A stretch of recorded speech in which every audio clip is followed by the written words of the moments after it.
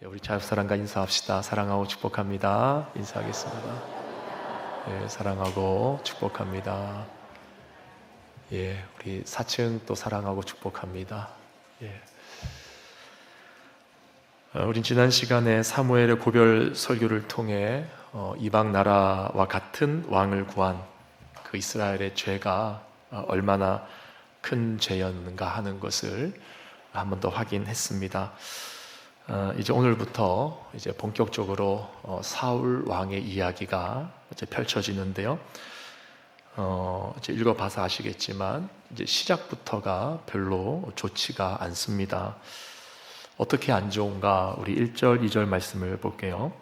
사울이 왕이 될 때 40세라 그가 이스라엘을 다스린 지 2년에 이스라엘 사람 3,000명을 택하여 그 중에서 2,000명은 자기와 함께 믹마스와 베델산에 있게 하고 1,000명은 요단과 함께 베냐민 기브아에 있게 하고 남은 백성은 각기 장막으로 보내니라. 자, 여기 보면 이제 사울이 40세에 왕이 되었다고 되어 있습니다.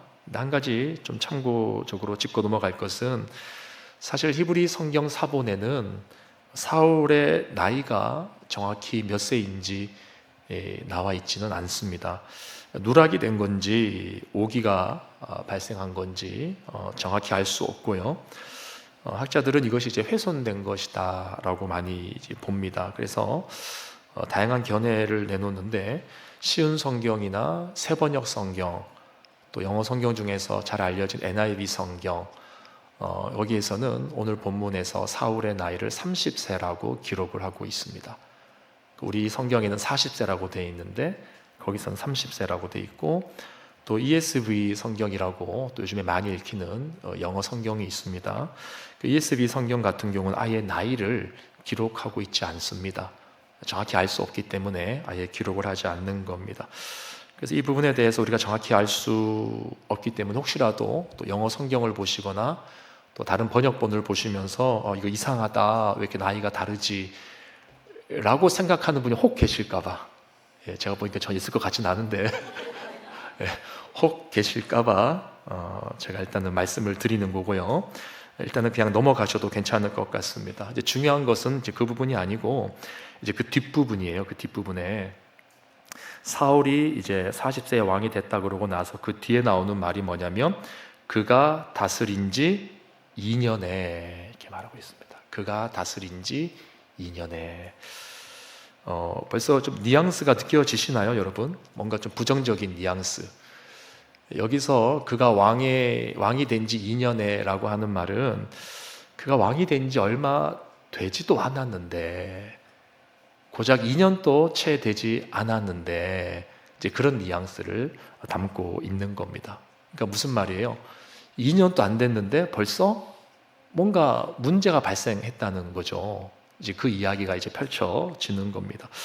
그럼 이제 어떤 문제가 발생했을까? 2절을 다시 보면 사울이 이스라엘 사람 3,000명을 택하여라고 되어져 있습니다. 이 구절을 이제 직역을 하면 그리고 사울이 자신을 위하여 3,000명을 선택했다, 그렇게 해석이 돼요.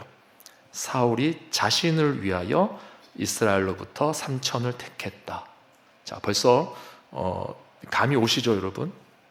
사울이 누구를 위해서 군사를 선택했다고요? 자신을 위해서. 뭔가 좀 부정적인 냄새가 납니다. 자, 이것은 사울이 언제 발생할지 모를 그 적들의 침입에 대비해서 일종의 그 상비군을 선발한 것인데요.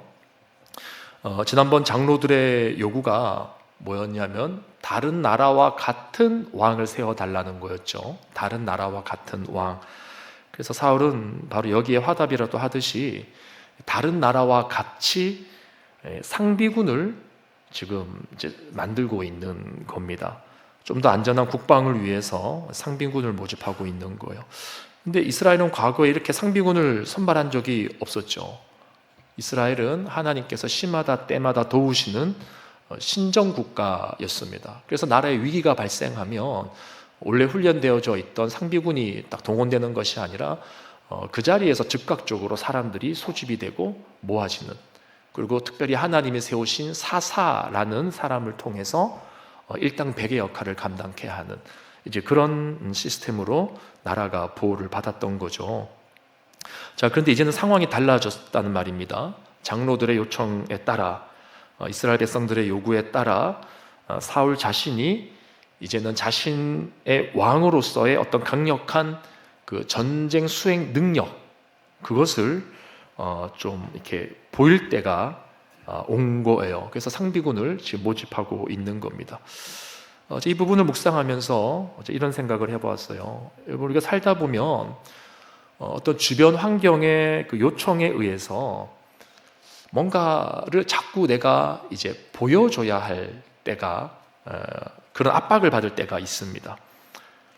부모는 부모로서 이제는 내가 뭔가를 좀 자녀들 앞에서 보여줘야 되지 않겠나 이럴 때가 있고, 또 자녀는 자녀로서 내가 또 부모님 앞에서 뭔가를 좀 보여줘야 되지 않겠나 이렇게 생각할 수가 있고요. 또 직장인은 직장에서 내가 이제 직장에 들어온 지 이만큼 됐는데 좀 뭔가 보여줘야 되지 않나 이렇게 생각할 때가 있는 거죠. 교회에서도 마찬가지겠죠. 우리가 교회에서 어떤 새로운 직책을 맡게 되면 이제 내가 이 직책에 맞게 뭔가를 좀 보여줘야겠다 이렇게 생각할 때가 있습니다. 저도 이제 이 교회 처음 부름을 받고 이제 담임이라는 자리에 서게 됐을 때 이런 생각이 이제 제 안에 들었단 말이죠. 내가 뭔가를 좀 보여줘야 되지 않을까, 뭔가를 좀 해야 되지 않을까. 그래서 이상열이라는 사람이 오기 전과 후가 좀 달라졌다, 이런 얘기를 드려야 되지 않겠나. 그런 이제 압박을 받을 때가 있는 것입니다. 옆에서 뭐 누가 압박하지 않아도 스스로가 그렇게 생각할 때가 있는 거죠.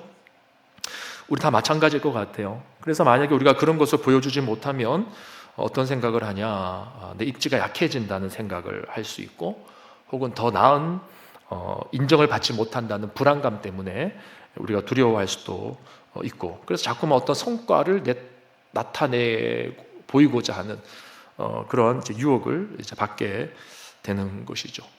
우리가 뭔가 큰 꿈과 뜻을 가지고 뭔가를 딱 시도했는데 그게 잘 안 된다라고 생각해 보십시오. 이게 뭔가를 보여줘야 되는데 내가 계속 이대로 가다가는 그냥 아무것도 아닌 인생이 될 것 같은데, 여러분 그런 부담이 우리 가운데 항상 있는 것 아닙니까? 그런데 이제 그럴 때 정말 조심해야 된다고 오늘 본문이 우리에게 교훈을 하고 있는 것입니다. 우리 안에 뭔가를 보여줘야 되고 또 뭔가를 이루어내야 된다라고 하는 그런 마음의 소원이 일어날 때 그 소원이 정말 하나님으로부터 비롯된 소원인지 내 안에서 나의 조급함 때문에 자기 증명을 위해서 내가 만들어낸 것인지 분별할 필요가 있다는 것이죠. 우리가 이것을 분별하지 못하면 우리는 자꾸 무리수를 두게 됩니다. 그 무리수의 이면에는 불안과 두려움과 초조함이 있는 거예요. 그래서 이렇게 무리수를 두고 나면은요, 우리가 나중에 알게 됩니다. 그때 내가 왜 그랬을까? 나만 아는 게 아니죠. 주변 사람들도 다 알게 되지 않습니까? 그때 왜 그랬을까? 굳이 그렇게 할 필요가 없었는데, 그런 이제 후회가 밀려오는 것이죠. 그러니까 오늘 본문에도 보면은요, 이제 굳이 그럴 필요가 있었을까 하는 상황을 우리가 지금 마주하게 됩니다. 그래서 제가 지금 이 이야기를 드리는 거예요. 크게 두 가지 면에서 오늘 본문에 이러한 상황이 발생을 하는데요. 먼저 첫 번째는 뭐냐면 요나단의 기습 공격입니다. 요나단이 누굽니까? 요나단은 사울의 아들이에요. 사울 왕의 아들입니다. 자, 우리 3절 한번 보겠습니다. 3절 같이 읽어볼게요. 요나단이 시작.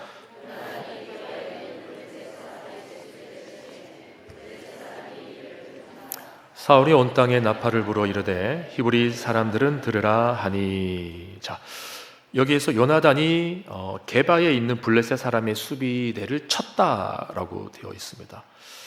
원래 이 게바라는 지역이 이제 이스라엘 영토예요.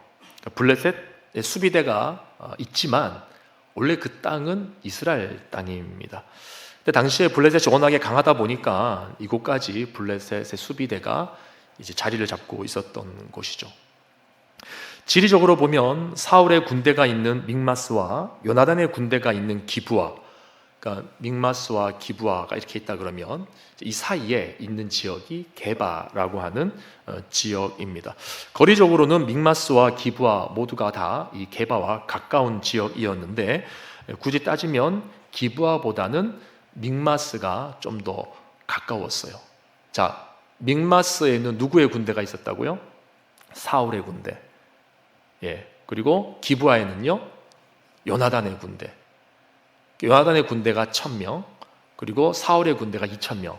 그렇게 지금 이렇게 양쪽에 나눠져 있다고 오늘 본문이 말하고 있습니다. 그리고 그 중간에 어느 지역이 있냐 그러면 블레셋의 수비대가 있는 게바 지역이 있다는 거죠. 그리고 이 게바 지역은 사울의 군대가 있는 믹마스와 좀 더 가깝습니다. 자, 그럼 여러분 한번 생각해 볼게요. 만약 여러분이 블레셋 수비대라고 한다면 이 양쪽 중에 어느 쪽에 더 신경이 쓰이겠습니까? 사울이 있는 쪽이겠죠. 군사 수도 더 많고 또 지역도 더 가깝게 밀접해 있어요. 당연히 이제 사울이 있는 그쪽으로 신경이 쓰일 텐데 아마 이게 이제 사울의 작전이었던 것 같아요. 사울은 가만히 있고 오히려 좀 떨어져 있는 기브아에 있던 요나단이 이제 오늘 본문에 보니까 블레셋 수비대를 향해서 공격을 하는 겁니다. 일종의 기습 공격을 한 거죠. 자, 우린 여기에서 요나단이 이 공격을 독단적으로 한 것이 아니라는 것을 알 수가 있습니다.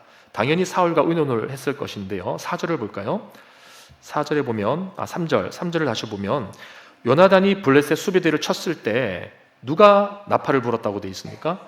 사울이 온 땅에 나팔을 불렀다고 되어 있어요. 나팔을 분 이유는 뭐냐면 이제 전쟁이 시작됐으니까 너희들 모여라. 백성들은 다 모여라. 이제 그런 의미인 거예요. 그래서 4절에 보니까 백성들이 사울을 따르기 위해 모였다 이렇게 되어 있죠. 다시 말해서 지금 이 요나단의 기습 공격은 사울에 의해서 계획된 것이다라고 우리가 볼 수가 있는 것입니다. 자, 그럼 여기에서 도대체 뭐가 문제가 되는 것이냐? 지금 사울과 요나단은 그 눈앞에 놓여 있는 이 게바의 문제를 빨리 해결하고 싶은 겁니다. 그 아까 요나단이 어느 지역에 있었다 그랬어요? 사울은 믹마스, 요나단은요 기브아. 이런 기브아가 어디냐면 사울이 왕으로 있을 때 사울 왕국의 수도가 기브아입니다. 기브아. 근데 기브아와 가까운 지역이 게바라는 지역이, 이 게바에 누가 와 있다는 거예요? 블레셋 수비대가 와 있는 거예요. 이 말이 됩니까? 우리나라 수도 서울하고 가까운 지역에 다른 나라의 그 수비대가 와서 진치고 있는 거예요. 그러니까 이게 눈에 가시겠죠. 그러니까 지금 사울이 왜 왕이 됐습니까? 다른 나라와 같은 왕으로 세워진 거잖아요. 뭔가 나라의 국방을 보호할 수 있고 지킬 수 있는 뭔가 강력한 리더십으로 세워진 왕이 사울이잖아요. 그러니까 사울이 여기에서 뭔가를 보여주고 싶었던 거예요. 예. 수도 옆에 블레셋 수비대가 와 있어요. 그러니까 사울이 자기를 위하여 군사 몇 명을 모았다고요? 3,000명을 모아서 2대1로 나눕니다. 2,000명은 자기와 함께, 그리고 1,000명은 요나단과 함께. 그리고 요나단이 게바에 있는 블레셋 수비대를 지금 기습한 거예요. 그러니까 지금 사울과 요나단은요, 당장의 눈앞에 놓여있는 이 게바의 문제를 해결하기 위해서 양쪽에서 블레셋 수비대를 압박하고 있는 것입니다. 그래서 일종의 국지전을 지금 계획하고 있었던 거예요. 자, 근데 여러분 이때 우리가 이제 주의해야 된다는 겁니다. 무슨 말이냐면 여러 가지 상황과 환경이 내가 나서지 않으면 안 될 듯한 분위기가 될 때, 지금 이 사울처럼 뭔가를 좀 보여줘야 되는 그런 상황에 직면했을 때, 그때 우리가 이제 조심해야 된다는 거죠. 우리는 그때 잠시 멈춰서 하나님의 뜻이 정말 이게 맞을까? 환경은 다 그쪽으로 가고 있고 내 마음도 그쪽으로 막 가고 있는데 그때 딱 멈춰서 이게 정말 하나님의 뜻이 맞을까? 그렇게 여러분 우리가 한번 기도해 볼 필요가 있는 거예요. 네. 제가 이제 대학교 시절에 선교에 대한 마음이 좀 많이 있었습니다. 외국을 너무너무 나가고 싶었어요. 근데 뭐 돈이 있습니까? 아무것도 없지 않습니까? 근데 그때 학교에서 어떤 교수님이, 선교학 교수님이 갑자기 저를 부르시는 거예요. 그래서 그 교수님하고 그렇게 막 친한 건 아니었지만 저를 좀 좋게 봐주셨던 것 같아요. 그분이 하시는 제안이 저기 아프리카 기니에 아프리카 기니에 그 선교사님 가정이 있는데 그 자녀들을 좀 이제 돌봐줄 한국 청년이 필요하다 이렇게 하시는 거예요. 제가 막 기도하던 이제 평상시에 마음에 바랐던 바였기 때문에 이게 하나님의 뜻이 아니겠는가 이제 그런 생각을 했던 거예요. 그리고 거기에 가면은 또 뭔가 이제 여러 가지 혜택도 많다라고 하는 거예요. 여러분 어떻게 해야 됩니까? 그럴 때?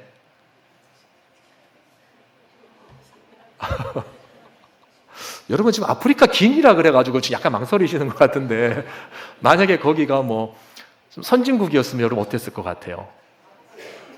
여러분 이게 우리가 이게 동기가 불순한 겁니다 지금 이게. 그럼 제가 다른 예를 하나 들어드릴게요. 결과적으로는 제가 기도하면서 너무 마음이 편치가 않아서 일단은 제가 고사를 했어요. 환경은 다 열렸단 말입니다. 그런데 얼마 안 있다가 또 어떤 제안이 들어왔어요. 그때 제가 영어 공부를 너무 하고 싶었는데 캐나다 쪽에서 네, 어떻게 연결이 됐습니다. 그래서 오기만 하면 되는 그런 상황이 된 거예요. 여러분 같으면 어떡하시겠어요? 왜 그러십니까 여러분? 아프리카 기닌 안 가면서 캐나다는 왜 그러세요? 네.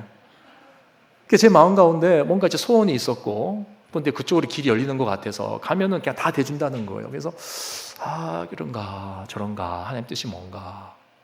근데 이제 기도하는데 마음이 계속 불편한 거죠. 그래서 결국은 이제 나중에 그냥 정중하게 거절하고 이제 고사를 했습니다. 우리가 살다 보면 이거다 싶을 때가 있어요. 내가 평소에 소원한 대로 또 주변 환경에서 뭔가가 맞아 떨어지는 것처럼, 퍼즐이 맞아지는 것처럼 보일 때가 있다는 거죠. 물론 이제 우리가 그런 것들을 통해서 하나님의 인도하심을 점검할 때도 있지만, 근데 그게 다는 아니에요. 여러분, 사단은 여러분들보다 더 지혜롭습니다. 더 지혜로워요. 긴가민가하는 그 순간에 우리는 무조건 하나님 앞에 엎드려서 물어볼 필요가 있는 거예요. 그래서 여러분이 기도하시고 또 묻고 물으면서 하나님이 주시는 평안이 있는가, 이런 것들을 또 생각해 볼 필요가 있습니다. 이 외에도 이와 비슷한 사례들이 제 삶에 참 많이 있습니다. 그런 많은 경험들을 통해서 제가 깨닫게 되는 것은 일단은 멈춰야 된다는 거예요. 일단은 하나님 뜻이 뭔지를 물어봐야 되는 거죠. 다시 우리 사울의 이야기로 돌아와서요. 우리가 지지난 시간에 이스라엘과 암몬과의 전쟁을 살펴보지 않았습니까? 당시 이스라엘은 암몬을 상대로 대승을 거뒀습니다. 근데 그때의 사울, 그러니까 대승을 거둔 그 사울과 오늘 13장에 나오는 이 사울, 이 둘 사이에는 굉장히 큰 차이점이 하나가 있어요. 혹시 그게 뭔지 아십니까? 우리 성경을 2장 앞으로 넘겨서 11장 5절에서 7절을 한번 보겠습니다. 우리 같이 한번 읽어볼게요. 시작. 마침 사울이 밭에서 소를 몰고 오다가 이르되 백성이 무슨 일로 우느냐 하니 그들이 야베스 사람의 말을 전하니라. 자, 지금 야베스 사람들이 말을 전해주는데 이 말이 어떤 말이냐면 암몬이 쳐들어왔다는 이야기입니다. 암몬이 쳐들어왔다는 소식을 사울이 듣게 된 거예요. 사울이 그 이야기를 들었을 때 어떤 일이 발생하냐면 6절 같이 읽어봅니다. 시작. 사울이 이 말을 들을 때에 하나님의 영에게 크게 감동되매 그의 노가 크게 일어나. 그러니까 하나님의 영에 사로잡힌 거예요. 그래서 거룩한 분노가 일어나기 시작하면서 7절에 보시면 한 겨리의 소를 잡아 각을 뜨고 전령들의 손으로 그것을 이스라엘 모든 지역에 두루 보내어 이르되 누구든지 나와서 사울과 사무엘을 따르지 아니하면 그의 소들도 이와 같이 하리라 하였더니, 자, 같이 읽어봅니다. 시작. 여호와의 두려움이 백성에게 임함에 그들이 한 사람같이 나온지라. 하나님이 이렇게 사람들을 모아주신 거예요. 전쟁할 사람들을, 싸울 군인들을 하나님이 이렇게 모아주신 것입니다. 자, 그런데 오늘 본문으로 돌아와서 이 13장의 사울과 이 11장의 사울의 차이가 뭐냐라고 하는 것을 봤을 때 11장의 사울은 하나님의 영에 감동되어서 군사들을 모으고 있는 것이고, 오늘 13장의 사울에게는 전혀 그런 모습이 없다는 거예요. 대신에 사울은 어떻게 하냐면 하나님의 영이 임하는 대신 뭐라고 되어 있습니까? 나팔을 불었다라고 되어 있어요. 물론 뭐 나팔을 부는 게 나쁜 건 아닙니다. 전쟁 때 나팔을 불어서 알리고 뭐 동네방네 다 소문을 내야죠. 내서 사람들을 끌어모아야 되는데, 중요한 거는 11장의 사울과 13장의 사울은 같은 사람인데 지금 이 나라의 위기 앞에서 사람들을 불러 모으는 방식에 차이가 있다는 것을 우리가 주목을 해야 된다는 것입니다. 하나님의 영에 감동되어져서 하나님의 감동으로 사람들이 쫙 몰리는 경우가 있고요. 내가 인위적으로 내 힘과 능력으로 나팔을 불어서 사람들을 모을 때가 있는 거예요. 이 두 가지는 결과가 완전히 다른 겁니다. 오늘 본문에서 어떤 결과가 발생하냐? 우리 5절을 볼까요? 5절 다 함께 읽어봅니다. 블레셋 사람들이 시작.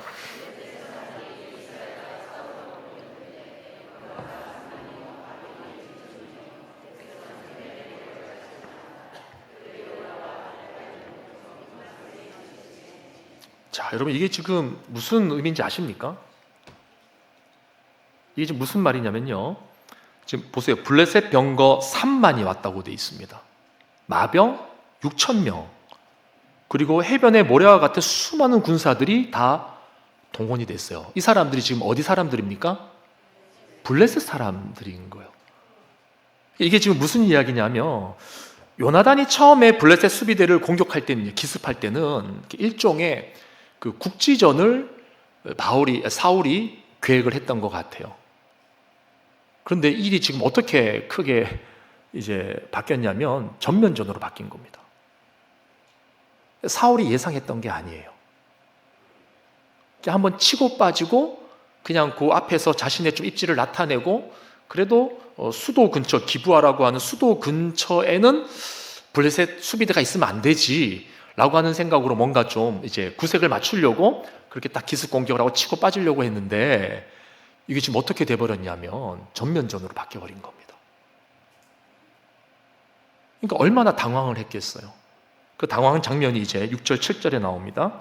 6절, 7절을 보시면 이스라엘 사람들이 위급함을 보고 절박하여 굴과 수풀과 바위 틈과 은밀한 곳과 웅덩이에 숨으며, 자, 얼마나 우스꽝스러운 모습이에요. 너무 화들짝 놀래가지고 일이 이렇게 커질 줄 몰랐다는 겁니다. 다 도망을 가버린 거죠. 7절 어떤 히브리 사람들은 요단을 건너, 강을 건넜다는 겁니다. 아예 강을 건너가지고 갓과 길르앗 땅으로 가되 사울은 아직 길갈에 있고 그를 따른 모든 백성은 떨더라. 그러니까 사람들이 막 어찌할 바를 몰라서 지금 벌벌벌 떨고 있는 거예요. 그러니까 여러분 우리가 이 장면에서 생각해 볼 게 이런 겁니다. 우리가 하나님의 감동 없이, 하나님의 허락 없이, 성령의 인도하심이 없이 그저 상황과 환경 때문에 섣불리 행동할 때가 있는데 그러면 안 된다는 거예요. 내 생각으로는 내가 이 정도 치고 빠지면 될 것 같았고 이 정도 내 자신을 증명하면 될 것 같아서 일을 시도했는데 나중에 그 일이 걷잡을 수 없을 정도로, 내가 수습을 할 수 없을 정도로 악화되는 경우가 있다는 거죠. 우리가 살다 보면 이런 경우가 종종 있지 않습니까?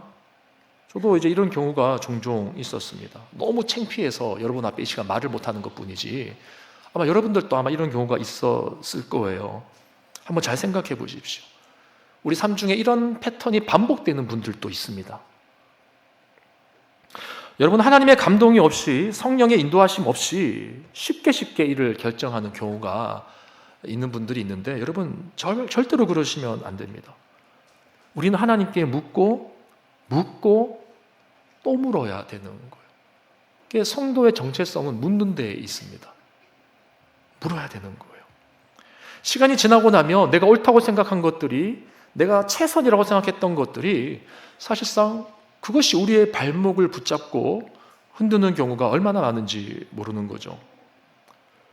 그래서 여러분 예수님을 생각해 보면요, 예수님께서는 항상 능력이 많으신 분이셨지만 성령과 함께 동행하셨다는 사실에 우리가 주목을 해야 됩니다.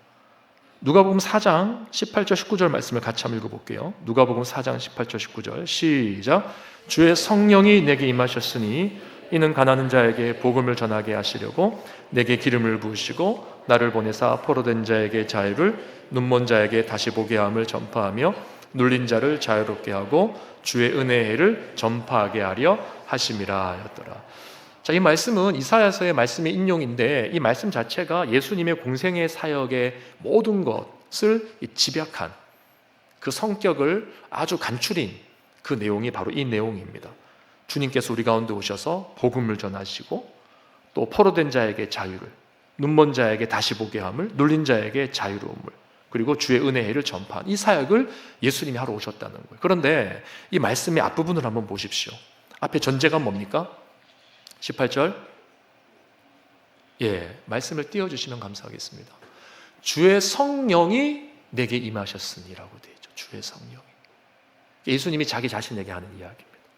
주의 성령이 내게 임하셨기 때문에 이제 그 뒤에 사역들이 딱 전개가 된다는 거죠. 여러분, 예수님도 성령으로 일을 하셨는데 하물며 우리가 뭐라고? 여러분, 우리는 성령님께 묻고 또 물으면서 하나님의 뜻을 분별해야 되는 겁니다. 로마서 8장에 보면 성령이 하나님의 뜻대로 성도를 위해 간구하신다라고 되어 있습니다. 그러니까 하나님의 뜻을 아시는 분이 성령님이라는 거예요. 또 고린도전서 2장 10절 11절을 보면은요, 같이 한번 읽어볼까요? 고린도전서 2장 10절 11절 시작. 오직 하나님이 성령으로 이것을 우리에게 보이셨으니 성령은 모든 것 곧 하나님의 깊은 것까지도 통달하시느니라. 사람의 일을 사람의 속에 있는 영 외에 누가 알리요? 이와 같이 하나님의 일도 아무도 알지 못하느니라. 그러니까 하나님의 일은 성령께서만 아시는 거예요. 그러니까 우리도 어떤 일을 결정하고 무엇을 하고자 할 때 성령의 도움을 구해야 됩니다. 성령님을 인격적으로 여러분들이 맞이하시고, 이미 여러분 가운데 성령님이 계시지만 성령님께 인격적으로 여러분의 삶에 오시도록 초청하시고 물으세요. 그러니까 성령께서 말씀으로 내게 말씀하시도록, 성령께서 평안으로 내게 말씀하시도록, 또 성령께서 주변 환경을 통해서 우리에게 신호를 주실 때 깨달아 알 수 있도록, 그렇게 우리가 성령님을 갈구하면서 그렇게 나가야 되는 것입니다. 이것이 진정한 성도의 삶이라고 할 수 있는 거죠. 근데 지금 11장의 사울과 13장의 사울이 여기에서 다른 겁니다. 자신의 힘으로 사람들을 모으려고 하는 거죠. 그런데 그 힘으로 모은 사람들은 아무런 도움이 되지 않는, 그 사람들로 수습이 안 되는 전면전이 펼쳐져 버린 거예요. 자, 그리고 마지막 두 번째로 사울이 둔 무리수는 뭐냐? 그건 바로 제사를 드린 행위입니다. 이 이야기는 이제 교회 오래 다니시는 분들이라면 잘 아시는 이야기겠지만, 또 이 자리에 또 새가족 분들도 계시고 생소한 분들도 계실 수 있으니까 한 번 더 이 부분을 설명해 보도록 하겠습니다. 자, 우리 8절, 9절 다 함께 읽어보겠습니다. 사울은 시작.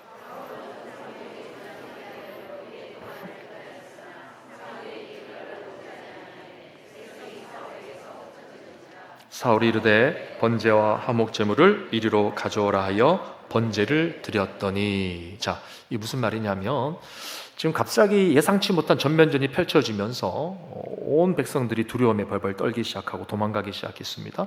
그런데 엎친 데 덮친 격으로 사무엘도 나타나지 않는 거예요. 사무엘. 왜 사무엘이 나타났어야 되냐면 사무엘이 와야지만 제사를 드릴 수 있습니다.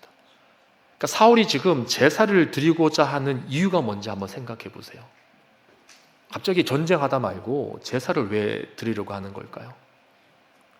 신정국가입니다. 신정국가. 그러니까 온 이스라엘 백성들이 벌벌벌 떨고 있어요. 이 와중에 제사를 드린다는 것은 백성들의 마음을 모으겠다는 겁니다. 여러분, 사무엘 우리가 3장 4장에 그 아벡 전투 기억나십니까? 이스라엘 백성들이 전쟁에서 패하자 우리가 어떻게 해야 될까 하면서 고민하다가 내세운 방책이 뭐였어요? 언약궤를 들고 나간 거잖아요. 언약궤. 언약궤를 들고 나가니까 사람들이 막 의기양양해가지고 하나님이 함께 하신다 하면서 뭔가 마음이 쫙 모아졌단 말입니다. 물론 결과는 대패를 했죠. 그러니까 지금 사울이 이 제단을 쌓고 제사를 드리려고 하는 것은 같은 심리인 거예요. 뭔가 이 위기의 상황 속에 뭔가 이 이제 신정 국가에서 하나님 앞에 제사를 드리고, 또 사무엘이 누구입니까? 사무엘이 이스라엘 백성들이 인정하는, 자타가 공인하는 진정한 영적 지도자였잖아요. 그러니까 그 지도자가 와서 제사를 드려주면 다시금 이 백성들의 마음이 모아지지 않을까, 이제 그럴 것을 기대를 했던 거죠. 우리는 여기에서 이 사울이 이 제사를 자신의 목적을 위해서 이용하고자 하는 심리를 보게 됩니다. 여러분, 예배를요 이렇게 받아들이는 분들이 있는 것 같아요. 간혹 가다 보면 예배 자체가 목적이 아닙니다. 하나님을 예배하는 것, 하나님을 섬기는 것, 정말 하나님 너무 크고 위대한 분이기 때문에 그분 앞에 내 삶을 드리는 것, 그런 마음으로 예배 나오지 않는 거예요. 예배를 이용하고 싶은 겁니다. 내가 예배 드렸으니까 내가 헌금했으니까, 내가 이 자리를 지켰으니까 하나님 뭔가 내 삶 속에 뭔가 이렇게 큰 대박을 터뜨려 주시겠지. 예. 여러분, 믿지 않는 분들이 개업을 할 때 고사 지내는 것, 그것과 다를 바가 뭡니까? 그 왜 고사 드리는 거예요?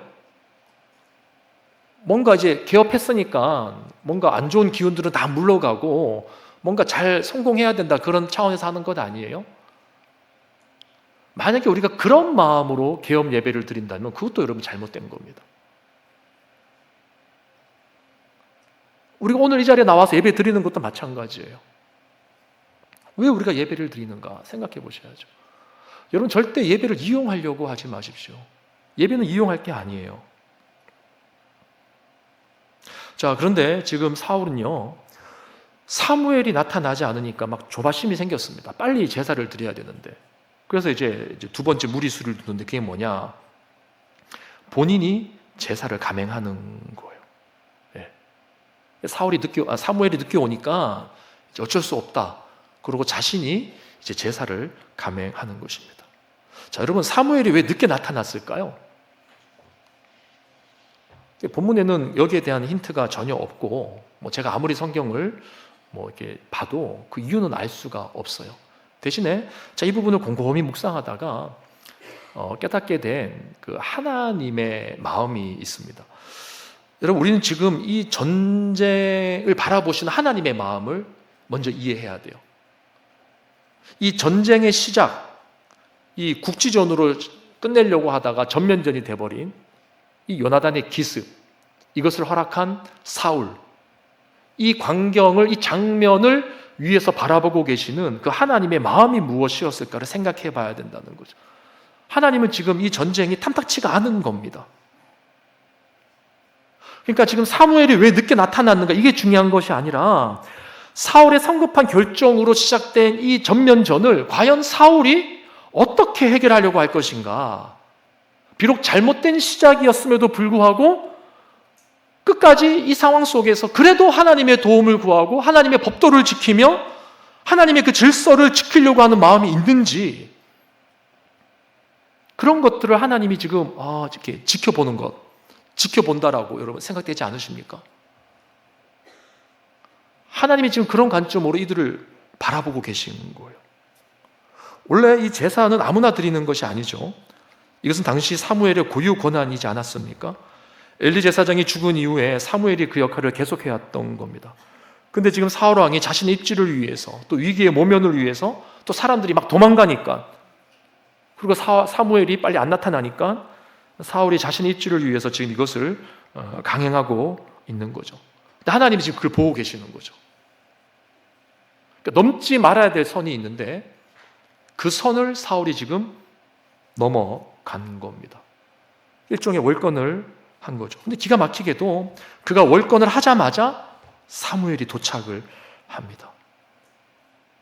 사울이 제사를 마치자마자 사무엘이 도착을 하는 거예요. 그래서 이 모든 상황을 파악한 사무엘이 이렇게 말을 하네요. 우리 13절 보겠습니다. 같이 읽습니다. 시작. 사무엘이 사울에게 이르되 왕이 망령되이 행하였도다. 왕이 왕의 하나님 여호와께서 왕에게 내리신 명령을 지키지 아니하였도다. 그리하였더라면 여호와께서 이스라엘 위에 왕의 나라를 영원히 세우셨을 것이거늘 지금은 왕의 나라가 길지 못할 것이라. 같이요. 시작. 여호와께서 왕에게 명령하신 바를 왕이 지키지 아니하였으므로 여호와께서 그의 마음에 맞는 사람을 구하여 여호와께서 그를 그의 백성의 지도자로 삼으셨느니라. 자, 지금 사울에게 아주 청천벽력과 같은 말이 전해집니다. 세 가지 말이 전해진 거예요. 첫째, 왕이 망령되이 행하였도다. 오늘 설교 제목이죠. 두 번째는 뭡니까? 여호와의 명령을 어겼다는 거예요. 세 번째가 뭐냐면, 그래서 새로운 지도자가 세워질 것이다 라는 말입니다. 여러분, 너무 잔인하지 않습니까? 얼핏 보면 이 장면이 굉장히 잔인한 장면 같아요. 하나님 왜 이렇게 가혹하게 반응하시는가? 사울이 오죽했으면 그랬겠는가? 그런 생각 우리가 해볼 수 있지 않습니까? 그런데 여러분, 그렇지 않습니다.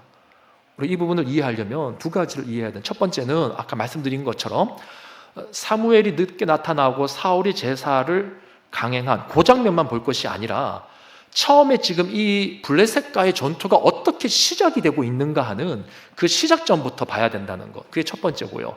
두 번째가 뭐냐면 이제 제가 말씀드릴 부분인데, 아담과 사울을 좀 비교해서 볼 필요가 있습니다. 무슨 말이냐면 지금 이 사울이 사무엘로부터 이런 가혹한 이야기를 듣는 것은 마치 아담과 하와가 선악과를 먹고 에덴 동산에서 쫓겨난 이치와 유사하다는 거예요. 이런 거죠. 우리가 잘 모를 때는, 이제 성경에서 잘 모를 때는 이제 아담과 하와가 고작 선악과 뭐 한 개를 먹었는지 두 개를 먹었는지 모르겠습니다만 그 선과 악을 알게 하는 그 나무의 열매, 그거 몇 개 먹었다고 그렇게 심한 저주를 받았을까? 하나님 왜 그렇게 잔인하게 반응하시나? 그렇게 우리가 생각을 하지 않았습니까? 근데 사실 알고 보면 그렇지 않죠. 그 이유가 뭡니까? 제가 한번 말씀드린 적이 있는데요. 그 이유가 뭐예요? 여러분, 아담과 하와의 행위는요, 단순한 불순종이라고 볼 수가 없습니다. 그러니까 성경에서 번역상 우리가 불순종했다 뭐 이렇게 이야기를 하지만 엄밀히 따지면 아담의 행위는 불순종보다는 좀 더 이제 과한 거죠. 뭐냐면 반역입니다. 반역. 그러니까 쉽게 생각하면 이런 거예요. 여러분, 지금 죄 가운데 태어난 이 상렬이라고 하는 사람이 하나님 앞에 불순종하는 것하고요, 전혀 죄가 없는 하나님의 형상으로서 가장 완벽한 인간의 모습을 가지고 있었던, 가장 완벽한 지혜와 지식을 갖고 있었던, 하나님에 대한 지식, 세상에 대한 지식, 하나님에 대한 지혜, 세상에 대한 지혜, 그 모든 것을 완벽하게 가지고 있던 흠이 없는 아담이 하나님의 말씀에 불순종한 것하고, 이건 질적으로 다른 거예요. 이건 질적으로 다른 것입니다. 우리는 죄인이라서 죄를 짓고 불순종하지만 아담과 하와는 죄가 없을 때 죄를 지은 거예요. 그래서 이거는 노골적인 반역 행위인 거예요. 이 부분에 대해서는 참 할 말이 많지만 일단 생략을 하고요. 근데 사울을 보자는 거죠. 사울도 마찬가지입니다. 지금 사울은 이스라엘의 최초의 왕이에요. 최초의 왕. 그러나 그의 시작부터가 좋지 않았죠. 어떻게 시작됐는지 우리 다 알고 있지 않습니까? 우리가 지난 시간에 계속 들었잖아요. 그래서 하나님께서 이 시작이 좋지 않은 이 사울, 그래도 이 사울을 제대로 세우시기 위해서 이 사무엘을 통하여서 계속해서 사울에게 이제 말씀하신 게 있어요. 그게 뭐냐면 여호와의 법을 떠나지 말라는 거였습니다. 하나님의 법도를 떠나지 말라. 제가 지난번에 말씀드린 것처럼 신명기에 보면은요, 하나님이 세우시는 왕의 동목이 뭔지 나온다고 했어요. 그게 뭐였냐? 다른 건 아닙니다. 전쟁을 잘하고 뭐 총명하고 지혜가 많고 힘이 세고, 그거 절대로 아닙니다. 신명기에 나오는 하나님이 세우시는 왕의 첫 번째 동목은 하나님의 율법을 옆에 두는 자였어요. 하나님의 율법을 성실히 잘 지키는 자였습니다. 근데 오늘 본문을 보니까 사울은 지금 왕에 오른 지 2년이 채 되지 않았는데 벌써부터 그 법도를 어기고 있는 거죠. 특별히 이 제사 제도라고 하는 것은 하나님과 직접 소통하는 제도이기 때문에 아무리 왕이라 할지라도, 제 아무리 왕이라 할지라도 왕이 그것을 마음대로 스스로 집행해서는 안 되는 겁니다. 여러분, 이렇게 이해하시면 아마 이해가 좀 더 빠르실 거예요. 여러분, 선악과와 이 제사 제도, 이 둘 사이에 묘한 공통점이 있다는 것을 여러분들이 이제 생각하시며 염두하시면 이 부분이 이해가 좀 쉬워집니다. 이런 거죠. 선악과를 하나님께서 왜 주셨냐라고 했을 때, 여러분, 선악과를 하나님이 왜 주셨습니까? 단순히 먹나 안 먹나 보려고 주신 겁니까? 아니잖아요. 여러분, 아담은 그 당시에 에덴 동산의 왕이잖아요. 그렇죠. 아담을 능가할 사람은 없잖아요. 아담은 자기가 원하는 대로 뭐든지 할 수 있잖아요. 근데 아담에게 유일하게 하지 말라라고 말씀하시는 분이 계신데 그분이 누구세요? 하나님이라는 것입니다. 그러니까 선악과 자체는 하나님이란 분이 계시다는, 아담 머리 위에 누가 있다고요? 하나님이 계시다는 것을 가르쳐 주시기 위한 상징적인 도구였던 거예요. 그게 선악과입니다. 마찬가지로 제사제도, 제 아무리 왕이라 할지라도 다른 건 다 할 수 있지만 하지 말아야 될 게 있어요. 그게 뭐냐? 제사를 드리는 거. 이것은 선지자만이 할 수 있는, 제사장만이 할 수 있는 거예요. 사무엘만이 할 수 있는 겁니다. 네가 아무리 왕이라 할지라도 너 역시도 하나님의 말씀을 들어야 돼. 하나님의 말씀을 들어야 돼. 라고 하는 게 지금 이 제사제도의 목적인 거죠. 그래서 여러분, 이 선악과와 제사제도의 이 묘한 공통점을 우리가 보면서 하나님께서 이스라엘 왕들 위에 진정한 만왕의 왕이 누구시냐 하는 것, 아담 위에 진짜 머리가 누구시냐 하는 것, 그것을 하나님께서 보여주기를 원하셨다는 것. 이거 우리에게도 마찬가지라는 거죠, 여러분. 우리도 마찬가지입니다. 하나님이 단순히 우리에게 하지 마라 하라, 이것은요 우리를 힘들게 하려고 하는 게 아니라, 내 위에 누가 있다고요? 내 머리 위에 누가 계신 거라고요? 하나님이 계신 거예요. 하나님. 그러니까 그분께 결정권을 드리라는 거죠. 그게 우리 성도가 살아가는 모습, 본분이라는 것입니다. 그런데 아담이나 사울이나 동일하게 바로 그 하나님을 인식하게끔 하는 그 장치를 무시하고 월권을 한 것 아닙니까? 그래서 그 결과 아담도 자신의 왕국, 에덴 동산에서 쫓겨나게 되는 것이고, 오늘 본문에 보니까 사울도 자신의 왕국이 영원하지 않을 것이다 라고 하는 책망을 듣게 되는 것입니다. 그래서 여러분, 이 사울의 이야기와 아담의 이야기를 비교해 보면요, 이 둘 사이에 참 그 묘한 비극적 평행이 이루어지고 있는 것을 보게 돼요. 자, 보세요. 두 사람 모두 각각의 사회 제도의 최초의 수장들이었습니다. 맞죠? 에덴 동산에서 최초의 머리가 누구였어요? 수장이 아담이었단 말이에요. 그리고 이스라엘의 최초의 왕이 누구예요? 사울이었단 말이에요. 둘 다 여호와께서 주신 명령을 어겼어요. 월권을 한 거죠. 그리고 둘 다 자신의 행동에 대한 개인적 책임지기를 거부했습니다. 그래서 아담이 범죄했을 때 누구 탓을 제일 먼저 했어요? 하와 탓을 했잖아요. 그렇죠. 오늘 본문에 보니까 사울이 누구 핑계를 대냐면 11절을 보세요. 11절에 보시면 백성들과 사무엘의 핑계를 대고 있어요. 백성과 사무엘의 핑계. 그래서 여러분, 우리가 결론적으로 오늘 본문에서 얻는 교훈이 뭐냐면요, 어렵지 않습니다. 바로 하나님보다 앞서지 말라는 거예요. 하나님보다 앞서지 말라는 거예요. 여러분, 항상 물으셔야 된다는 것입니다. 근데 이걸 오해하는 분이 계세요. 우리가 실패하지 않기 위해서 물어야 되는구나.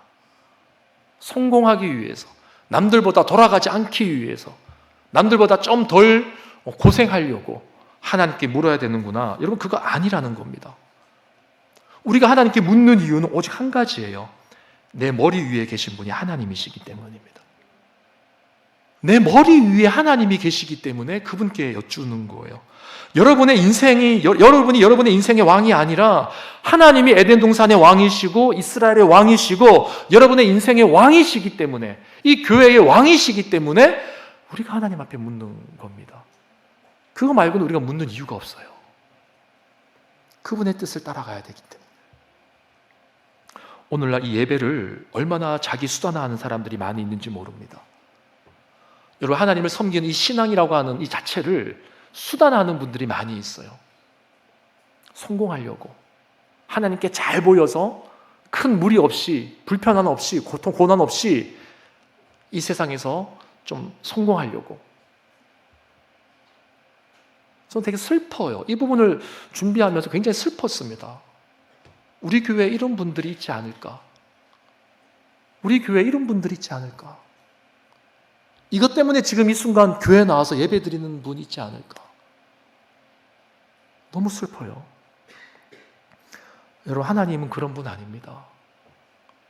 여러분들이 잘하면 그거 보고 하나님께서 흡족하셔서 여러분들에게 복 내려주시는, 여러분 그거 하려면 세상 가시면 다른 종교 찾아가시면 됩니다. 다른 종교는 그런 종교예요.